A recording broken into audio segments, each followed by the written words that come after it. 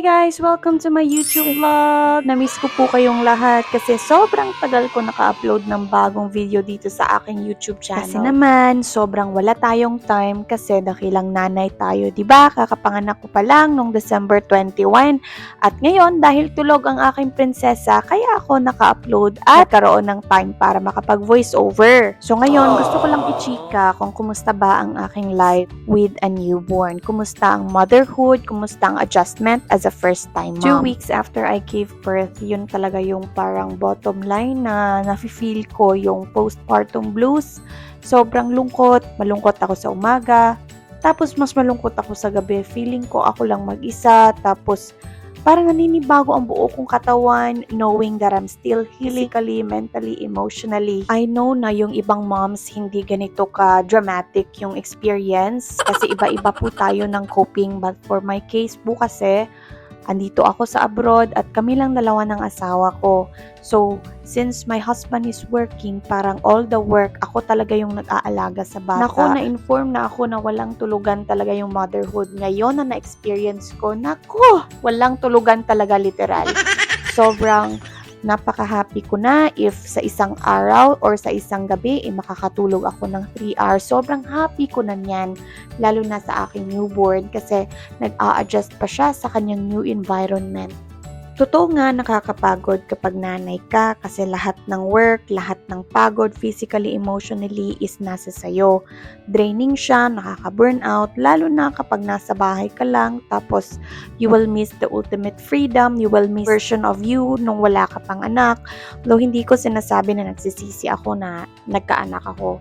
Sobrang thankful ako sa blessing ni Lord sa akin kasi akala ko na kasi hindi na ako magkakaanak pero binigyan niya pa talaga ako ng napakagandang regalo na always kong ipinapasalamat no matter how hard the process is. Kasi to be very honest, hindi talaga ako nag-i-enjoy sa experiences ng motherhood. Ayoko namang magsinungaling sa inyo na okay, I'm enjoying my life as a mom kasi hindi naman talaga. Yun yung totoo kasi nakakapagod po siya, nakaka-drain.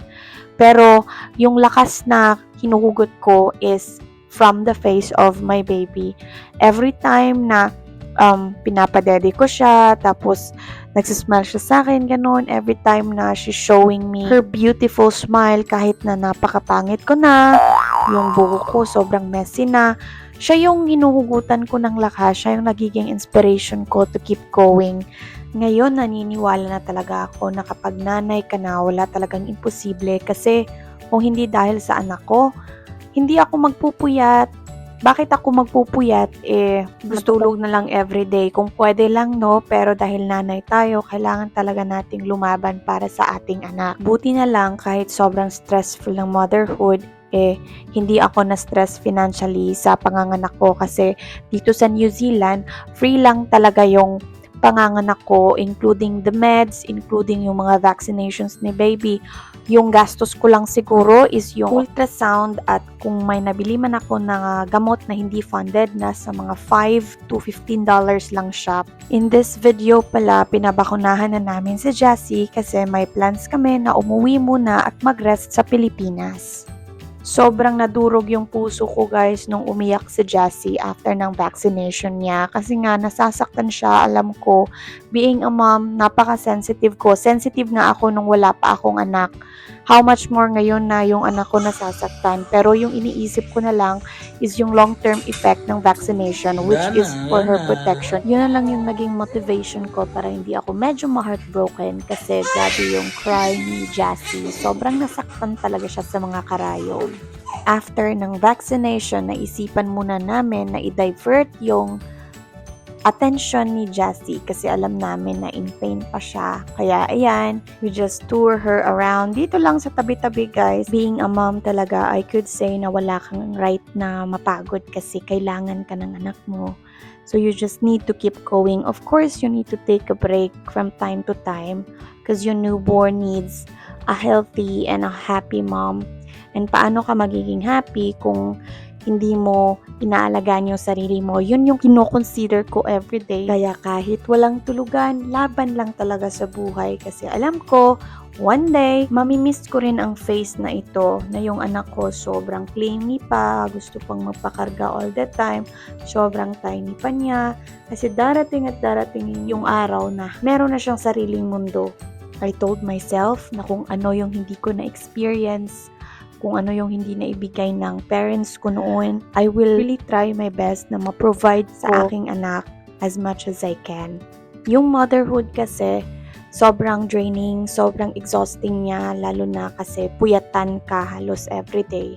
Especially sa stage, kung nasa anak ko ngayon, I'm having a newborn, kaya puyatan talaga, hindi pa kasi niya ma-recognize ang day and night.